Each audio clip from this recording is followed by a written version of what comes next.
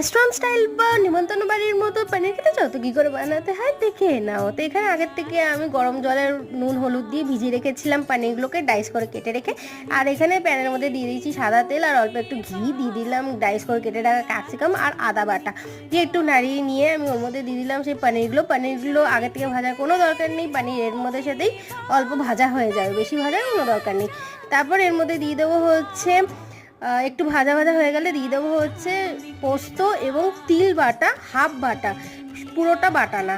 তারপরে দিয়ে দেবো হচ্ছে এর মধ্যে সামান্য নুন, যেহেতু নুনে আগেই আমি পনিরটাকে ভিজিয়ে রেখেছিলাম তো টেস্ট অনুযায়ী আমি নুন দিয়েছি। তারপরে দিয়ে দেবো এর মধ্যে দুধ, কোনো জল এখানে ইউজ হবে না। আর একটু রং আসার জন্য আমি দিয়ে দিয়েছি কাশ্মীর রেড মির্চি গুঁড়ো। তারপরে দিয়ে দিলাম একটু সামান্য হলুদ, আর এটা হচ্ছে গুঁড়ো চিনি, আর দিয়ে দিচ্ছি হচ্ছে গরম মশলা নামানোর আগে। ব্যাস, আমার ভিডিওটা ভালো লাগলে লাইক কমেন্ট শেয়ার সাবস্ক্রাইব করতে ভুলো না, খেয়ে দেখো কেমন লাগে।